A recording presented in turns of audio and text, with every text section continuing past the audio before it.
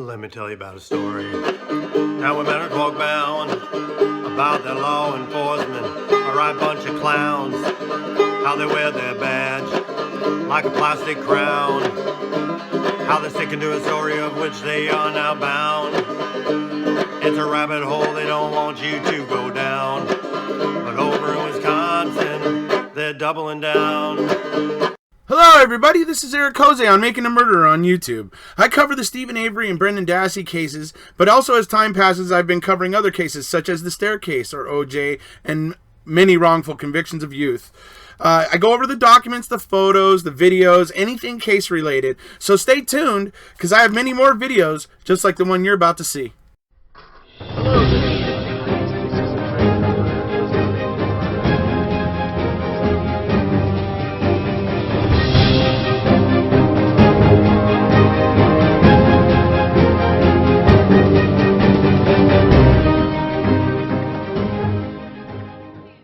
Alright, hello everybody out there. We're here today on Erekose on Making a Murderer. We're here with Travis, our resident legal guru when it comes to trying to understand the legal aspects of all this and with the Stephen Avery and Brendan Dassey cases. We're here looking over the motion for post-conviction relief filed by Kathleen Zellner. Now, it's a huge brief. It was 1,200 pages, including all the affidavits and all the various evidences that were connected to it, but the main meat of it is about 200 pages where she lays out her argument, and we're going to be going through that, but we're not going to be able to do it all in one video. So this is the intro to what we're going to be calling the MPCR, which is basically just the letters of motion for post-conviction relief. Basically, we're going to refer to it as the MPCR, so if you hear us say that, we're talking about the motion filed by Zellner to get Stephen Avery a new trial or an evidentiary hearing or whatever, the court ends up deciding, hopefully. So that's what we're doing here today. This is an introduction video. It basically goes through Zellner's introduction in her motion for post-conviction relief, which includes a little bit of the case history and what has gone before, basically talking about Stephen's original trial, his original appeal, his pro se appeal, and anyway, we'll get to that. And then it covers something that she goes through, which is her idiot savant narrative, which is like the most brilliant thing ever. It's serious in the point that it really does raise interesting questions, but it's also somewhat comical in the way that she puts it, making fun of the state and what they believe happened, and it culminates pretty well into a brilliant quote by Einstein. So that's what we're going to be getting in here today, basically talking about. Let's go to the next slide. So for you guys to keep in mind here, this is a framework for the live question and answer session following this premiere and the presentations, these premiere presentations basically. Please save any questions you have. And note the slide page, which you see down there in the bottom right corner, and note that so that your question will correspond with a slide page, so it'll make it a little bit easier for us to understand what your question is referring to, so that we can more effectively answer you when you bring your question to us during the live session, which is going to be happening tomorrow. So we're going to actually be doing the Q&A tomorrow. There will be another premiere, I believe, on Saturday, which we'll probably do both in the same day. So that will be for part one. Not to get too advanced, but like I said, there are going to be multiple parts. So part one will maybe be Saturday or Sunday, and we'll probably do both the premiere and the question and answer in the same day. But for this one, we're doing the live tomorrow night, just so everybody knows when to look for it. That's when to look for it. Okay, let's move to the next slide. Okay, keep in mind the little number 3 down there at the bottom right corner for you guys to remember to look for when you have your questions. The goal here, what is our goal? The goal is for Kathleen Zellner to obtain the release of Stephen Avery. That is the goal with the MPCR. That's what we're here to do. So moving to the next slide. Release. Okay, how to achieve the goal of Stephen Avery's release from prison. How, what do you have to do that? Well, that's part of what the motion for post-conviction relief is about. So let's move to the next slide. You undermine confidence in the verdict. Okay? You attack the state's narrative.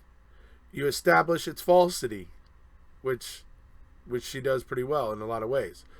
You investigation. You locate witnesses and interviews. You obtain affidavits. You subpoena records. You record on appeal and trial transcripts. You build the record, basically, right? You continue to build the record with facts that don't agree with what the prosecution or the state brought at trial, and that's the idea. You're undermining confidence, like it says. So let's move to the next slide.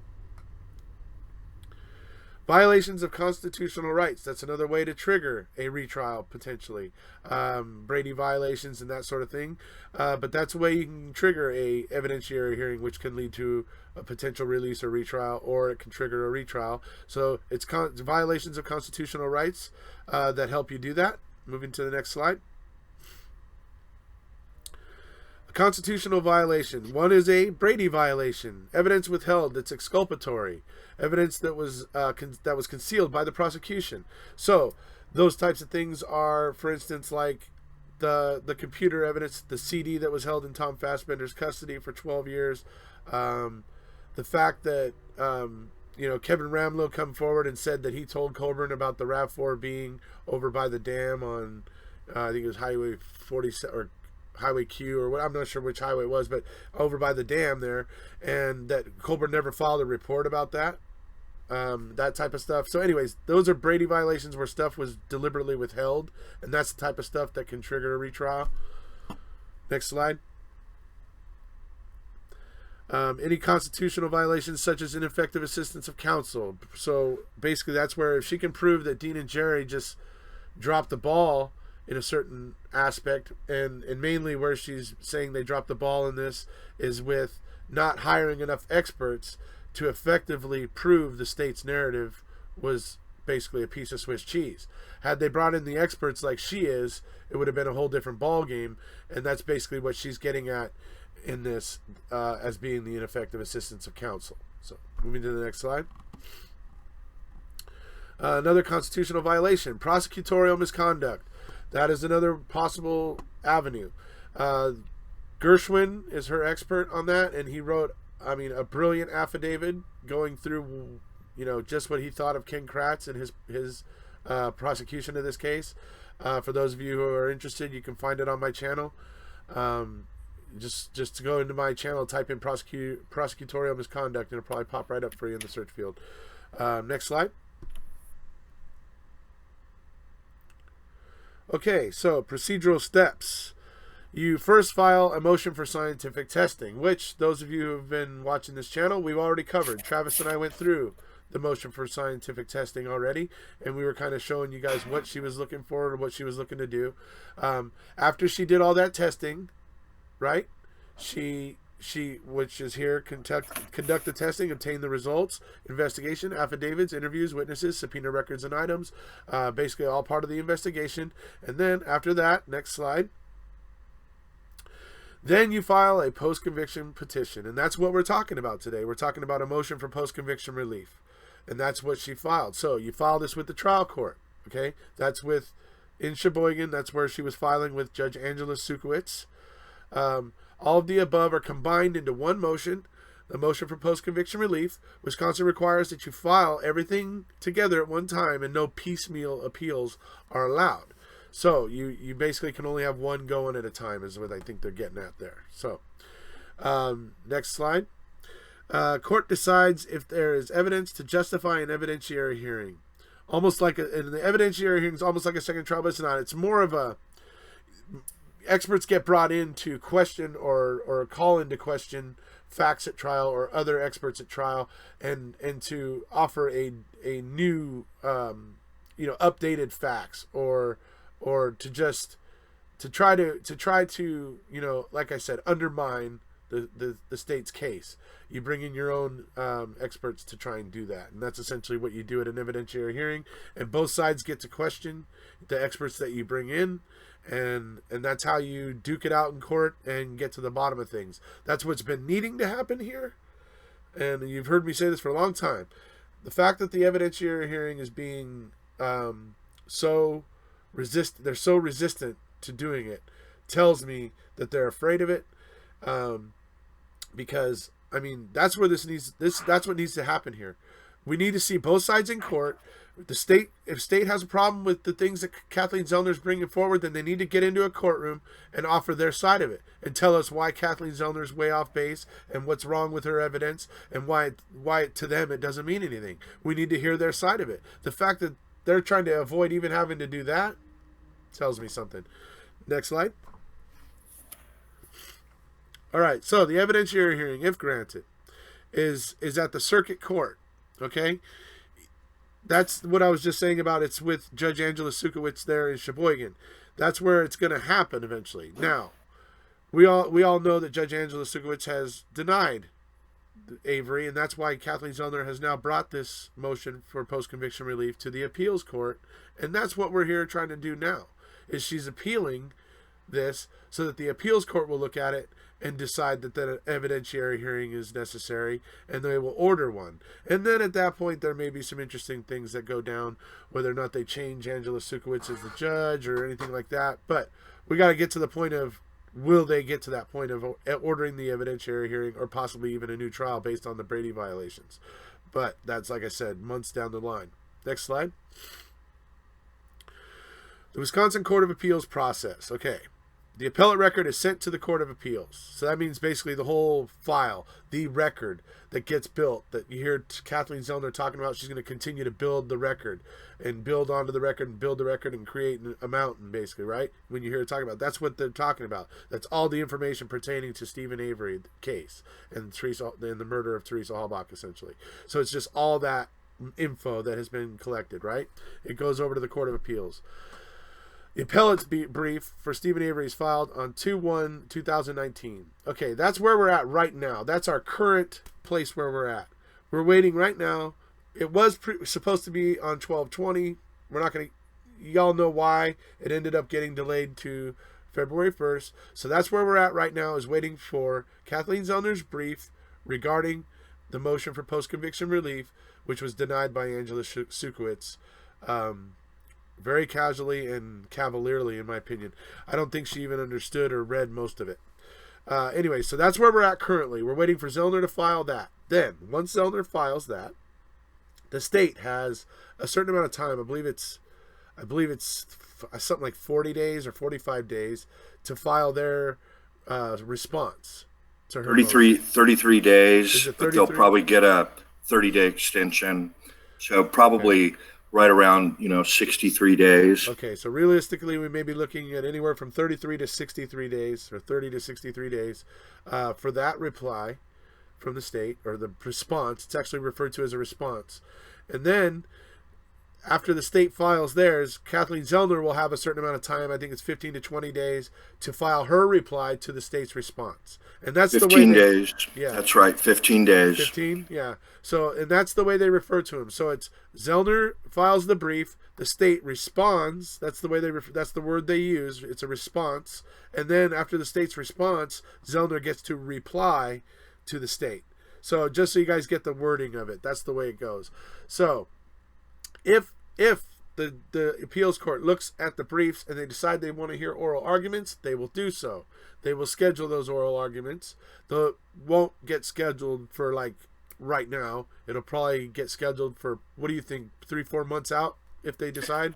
Typically, it varies court to court there in Wisconsin, but at least 3 to 4 months, could be 6 or 9. Okay, so some months, not just like boom the next day. It ain't gonna be like that. So then you so if they grant it, then both sides come in and do their oral arguments. Then the court takes that and they make their decision, basically. And if that decision is in favor of Zellner, then there's going to be some kind of evidentiary hearing or a retrial or whatever, if it's in Zellner's favor. If it's not in Zellner's favor, then she can then appeal to the Wisconsin Supreme Court. And then it's just a matter of whether or not the Wisconsin Supreme Court will elect to hear the case. They can deny to hear the case. And at which point, that would be the end of this current process. But we all know if that were to happen, which I'm feeling confident that the appeals court is going to throw Zellner a bone here, some sort of bone here. But if that were to happen, we already know she's already ready to go on quick DNA testing of the bones found in the Manitowoc gravel pit. We know that she's got the battery thing that she already, she's got other evidence she's developing, and she's ready to come at it again. And she said that in a tweet recently, where she'll just continue to build that record until it's a mountain and it collapses on them. And that's kind of her attitude at this point. So obviously, also if it goes in Zellner's favor, if the appeals court goes in Zellner's favor, the state can also appeal this Wisconsin Supreme Court and possibly be heard by the Wisconsin Supreme Court. So that's some of the ways this can go. It's as Travis likes to refer to it, it's fluid, because there's just a lot of variables involved in how things end up playing out. So anything else about that, Travis, to add? Well, the key here, why we're doing this introduction and the next 3, 4, or 5 videos with associated live chats with them, is that item number 2, that her brief is due February 1st, 2019. And people have been where we are, right, clamoring about that brief. You cannot understand that brief if you don't understand the MPCR. And so that's why we're going through the effort to try and get everybody, regardless of the amount of time you've been involved in researching the case and been interested in it, we're trying to get everybody that's willing to spend the time watching these videos on the same level, up to the same speed. And then when the brief comes out, we've consistently been able to get out a legal video, the day of these important filings, and that's what our goal is. And we're hoping that we don't have to backtrack. We can just dig right into the brief and get all of you up to speed. What's in the brief without having to go back to this. But you have to have a fundamental understanding of the motion for post-conviction relief, the MPCR, in order to be able to understand what she files on February 1st. Right. So we're trying to help you guys understand all of the arguments that she has made already, and that these are the arguments that she's currently taking through the appeals court. So yes, so hopefully everybody will be able to get a better understanding of what's in the MPCR, so that you'll understand the arguments she's making to the appeals court. So absolutely. Next slide. So this will begin our review of the motion for post-conviction relief. As we said, this is the intro. It's going to cover the opening part, where I said Travis is going to go through some of the legal that preceded Zellner taking this case and that sort of stuff, and then we're going to go into the idiot savant narrative. So at this point, I'm going to hand it over to Travis. Thank you. Before I begin, I just want to give a big shout out to Julie J, who's been a subscriber of Erekose's. I think she's in the first 5 or 10 subscribers to his channel. She put together, we supplied her with content, and she's put together this beautiful presentation. She spent several hours on it, and she knocked it out of the park. She's absolutely awesome. Helping us with the other presentations. We anticipate an additional 4 or 5 short videos like this, and thank you so much, Julie J. Next slide, please. So if you click again, and this is from the first page of the actual motion, and she starts out by pointing out to the court in her MPCR that the basis is 97406, which is post-conviction motion, can be filed at any time. However, it cannot cover old ground. And then she's also brought it under 805.15, which is a general thing in the interest of justice. If it's granted in the interest of justice, that could be a complete reversal, no need for a retrial.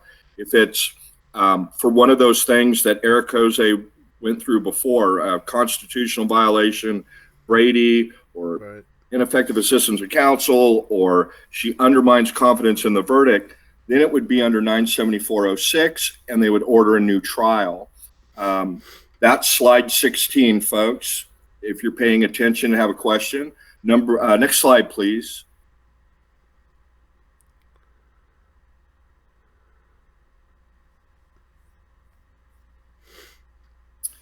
So she lays out here, that she's asked for an evidentiary hearing clearly in her motion, her MPCR, and that's one of the basis for her appeal.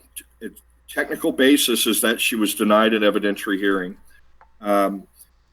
Lays out for the circuit court how the state decided to proceed on the charges. What was significant here is that she did preserve an appellate issue on the sufficiency of the evidence for felon in possession.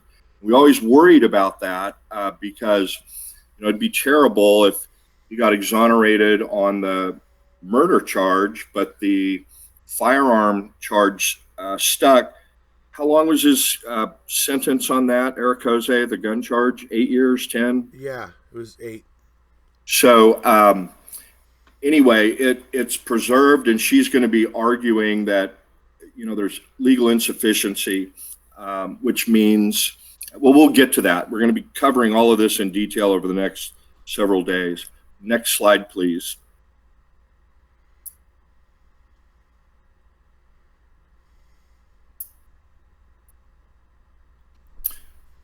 So she lays out what's come before her, what's come before this MPCR, which was filed in June of 2017 and was finally decided and denied completely in August of 2018.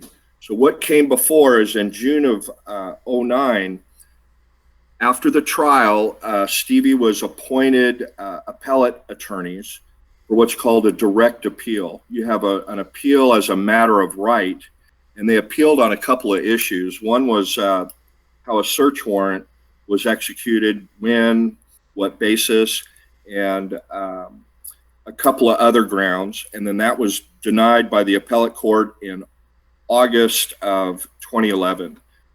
Next slide, please.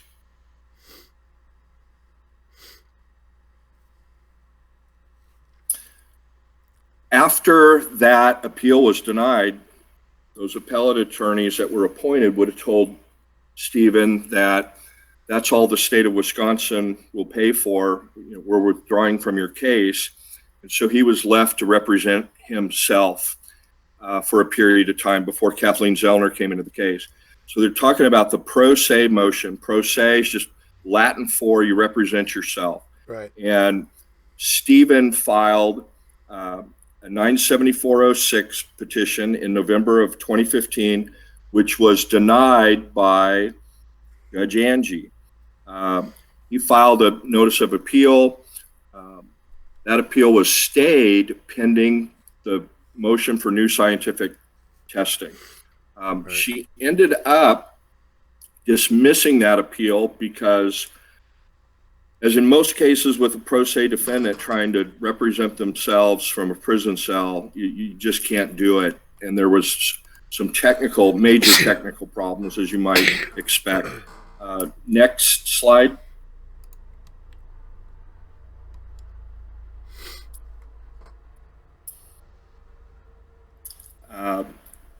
She then lays out what the bases of Mr. Avery's motion, his petition were, and it was ineffective assistance of counsel, abusing and straying, post-conviction counsel of the two women that represented him in that direct appeal we just went through, and the alleged lack of hiring experts. Next slide. Before you go, that's okay. You don't need, oh, perfect. Also, they didn't refute the state's timeline and theory of when, where, and how this homicide occurred. And Erekose is going to be going into that in a minute, how Kathleen segued into that in the opening of her brief. and failed to meet the standard necessary to name third-party suspects. We all know, because you all are up on the law on Erekose's channel, that's Denny. That one of the bases for the motion was that they did not do a good enough job in trying to establish Denny suspects. Next slide. All right. Yeah, turn it back over to our leader. Alrighty. So that brings us now to her idiot savant narrative. This was like the best. When I first read this motion, this was kind of near the beginning, and when I went through this, and I'm going to be paraphrasing it for you here, folks. If you want, I'm leaving the motion down below, a link to the motion down below for you to go check out for yourself. If you'd like for me to post a document of my notes that I made so that you can more easily find whatever sections of it you want, I can do that as well. I can post a link to that document. It's just notes where it paraphrases all the paragraphs into a short, sentence or two, so that there's just kind of a brief overview of what everything is and what everything says. So if you were looking for specific parts, my document might help you look for it or find it easier. So if you guys are interested, we can do that. But anyway, I will be leaving the motion for post-conviction relief link down below for sure, for you guys to go check out if you want. So this is the idiot savant narrative. It's brilliant. She's basically going through all the things that the state claims that are just ridiculous. A word she uses is preposterous even. So move on to the next slide, please. All right, so the idiot savant narrative starts out by stating that Stephen has been in prison on his current conviction for 4,238 days. That's as of June 7th, 2017, when the MPCR was filed, right? The number of days of the investigation to determine this was 9 days. Teresa Halbach and Stephen Avery are both victims of the justice system here, unfortunately. Next slide, please. So, as we move on in the idiot savant narrative, Kratz's tale is preposterous. If true, Stephen would be a true idiot savant. Stephen makes a huge bloody mess in 2 locations, in the trailer and the garage, supposedly. That's the idiot factor. Why would you do it? Why would you create a mess like that in 2 locations? It's harder to clean up. But anyway, Stephen removes a mountain of blood and DNA evidence from both locations. That's the savant factor. That's where he just totally blows you away with his savant skills at cleaning and removing DNA and such. So moving on to the next slide, please. Okay. Ken changes the script, and now Teresa is killed in the garage when it was originally in the trailer, right? Stephen leaves a bullet under the compressor in the garage. Idiot, right? He misses. Why isn't he picking that up, right? If he got everything else, as you're going to see. He and Brendan throw Teresa into the back of the RAV4 for some odd reason. Okay, idiot, so that her blood could be in there when the RAV4 is found. So that's a pretty idiot move, right? Yet Stephen removes all prints and all blowback spatter in the garage. Savant. So amazing things that Mr. Avery is capable of. I'll tell you what. We'll move to the next slide, please. Stephen burns Teresa's electronics while others are around to smell burning plastic. Another idiot move by Stephen there. Stephen then burns Teresa in his own burn pit 30 yards from his trailer. Right? Why would you do that? That's another idiot move. Then we have Stephen drives the RAV4 past a car crusher, past a smelter, and then parks the RAV4 in a way that makes it stand out like a sore thumb. I guarantee you, Pam did not need any help from the Lord Almighty, okay?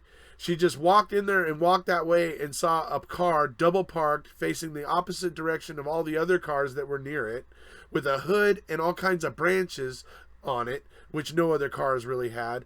It's a game of, gee, what looks different here? Trust me, folks.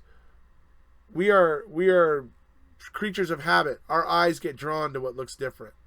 No matter what you want to think about us, we kind of naturally, our eyes get drawn to the thing that looks different. And Teresa's RAV4, the way it was parked, the way it had crap piled all over it, it stood out. And it would have stood out as something that looked different and drew the eye. So that's the way I've always felt about that. Let's move on to the next slide. Okay, so Stephen doesn't wear gloves, yet doesn't leave a single print, 0 prints, while actively bleeding in that RAV4. Savant. I mean, how does he do that? That's amazing, right? He decides, though, to leave 6 drops of his own blood in the RAV4. Idiot. Okay? He's able to keep those fingerprints from jumping off, but he decided to leave 6 drops of his blood because he was, I don't know, sporting? I don't know. Anyways, so there you go. That's another idiot move, him allowing his blood to be in there. No blood is found on the steering wheel, the gear, the transmission shifter, the ignition, the door handle. Okay, this makes him a savant with a master's in cleaning. It's amazing, really, that it's one thing if he had been wearing gloves and didn't leave prints, but then he couldn't have bled from his finger. See, this is the problems that the prosecution's narrative has. This is some of the obvious problems that it has, and it's why it's so deep in question. Anyway, Stephen locks the doors of the RAV4, but then opens the hood up and leaves 1.9 nanograms of his DNA on the hood latch. Idiot. Right? Okay, moving to the next slide, please. All right. Then Stephen hides the key in his own bedroom. Idiot. Right? Okay, Stephen cremates Teresa in his open burn pit in record time, between 3 or 4 hours. Savant. He's able to speed up the laws of physics. He leaves Teresa's bones on top of the ash in the topsoil. Easily visible, but on top of the ash. Just think about that for a second. On top of the ash. Okay? Idiot. Next slide, please. All right, so the way that Kathleen Zellner goes to sum up her whole idiot savant narrative is she sums it up basically with a quote by Albert Einstein. And that quote is, as you see here, the difference between stupidity and genius is that genius has its limits. And that is really what it comes down to. So this was a brilliant part of Zellner's motion that she opens it up with, to really just show, to kind of illustrate how ridiculous certain parts of the prosecution's narrative are on its face. Without her going out and doing a bunch of scientific testing, this is just like what kind of on its face seems so odd and that sort of thing. So I think it's brilliant. Next slide. All right, so this is for those of you to ask yourself, why am I here? Right? And when it says we can discuss that later, this question, is for those of you who are, just read or just watched Making a Murderer. You're looking into the case a bit, and you're asking yourself, why am I here exactly? Am I, what are you doing here? Well, I invite you to explore that question on our platform, Discord. We have a lot of people there that have gotten together. It's formed a community. It's over 200 people now in that community. Well over 200 people now, and there's just always conversation going in there, people talking about the evidence in the case, and so if you're asking yourself, why am I here, I invite you to come over to our platform there on Discord. We'll leave a link for you down below, obviously in the description. Come over to Discord and check it out and join the conversation over there, and help yourself, as you're trying to figure out the answer to that question. All right, next slide. Okay, so as we were saying, that this is basically the introduction to the motion for post-conviction relief, the MPCR, as we may refer to it at certain points, just so people don't get confused. This is a premiere that's setting up a live Q&A where Travis and I will field live questions from you guys. I'm not sure how many questions you guys will have here regarding the intro, but I imagine maybe some of you may pop up with some fun questions regarding the idiot savant narrative. So be sure to remember your questions. Remember what slide it was that inspired you to ask that question, and then bring that with you to tomorrow night's live, where we're going to follow this up with a Q&A for you guys to ask us questions about this. And then that's the way we're going to do each segment of our coverage of this motion, because it's so big, because there's so much to take in. we knew we couldn't just throw it all at you in one go. So we're breaking it up into what's going to be about 6 parts. And we're going to kind of just go through these things so that when the day comes around on February 1st, or even if she files a little early, that you guys will understand what is being referred to, what she's talking about in her motion to the appeals court. It's important to understand what's in her motion for post-conviction relief, to understand what you're reading there. So that's what we're hopefully trying to do, is give you guys that at least fundamental understanding of what's in her motion for post-conviction relief, to help inform you when you're reading the documents when she files later this month or at the beginning of February, as it would be. So we will do the live question and answer session on the information presented in this segment, as I said, tomorrow night, and we will do that following each premiere as we go through the parts of this. Anything you'd like to add, Mr. Travis? Just that this Q&A slide, it's normally, it says in the slide immediately following this presentation. Again, like Erekose said, on this particular one, the live isn't going to be until tomorrow. There's, have your questions ready in the live. Don't post them here in this chat. And if you know the slide number, great. That'll help us help answer your question. If you don't know the slide number, just write down your question and present it tomorrow. There are no dumb questions. We're as part of this trying to get everybody at the same speed. So if you're brand new to the case, if you've been following the case for years, it doesn't matter. There's no question too dumb. There's no dumb questions.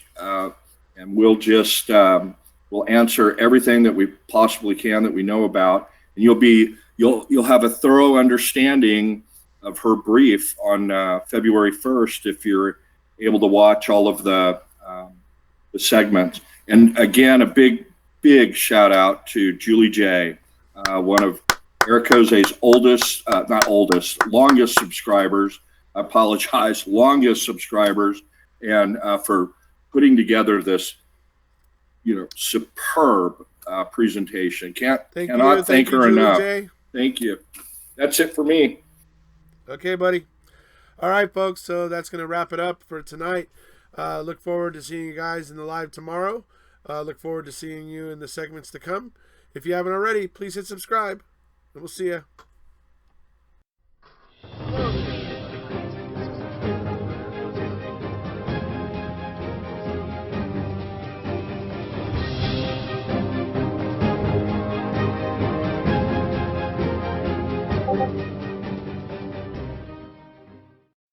My name's Stacy Seabrook, and I approve Erekose on Making a Murderer to be able to use my songs on his channel. Thank you. He's innocent. The day always comes if you're innocent.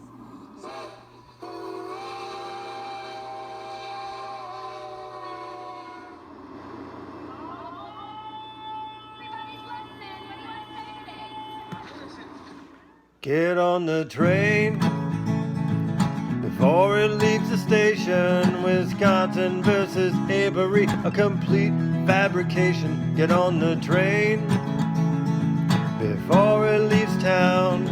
The truth train is coming, gonna run them down, run them down.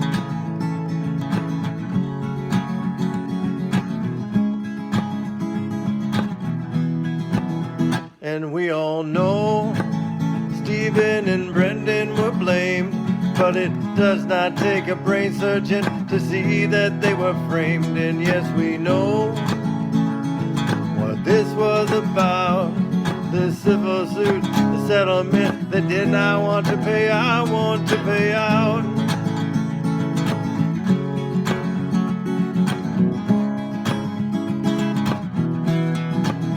And you may hear this song, or maybe you don't get it. I suggest you look up TikTok, Manitowoc on Reddit. There you will find trial transcripts, evidence files, and reports. And you will start to fathom the corruption within the courts. And as you shake your head, because everything seems demented. You will find yourself in company of 3 on-bank judges that dissented. But don't you worry, you're not going insane. You just happen to sit down on Zellner's true train. Get on the train before it leaves the station. Final destination, inevitable exoneration. Get on the train before it leaves town. The truth train is coming, gonna run them down, run them down.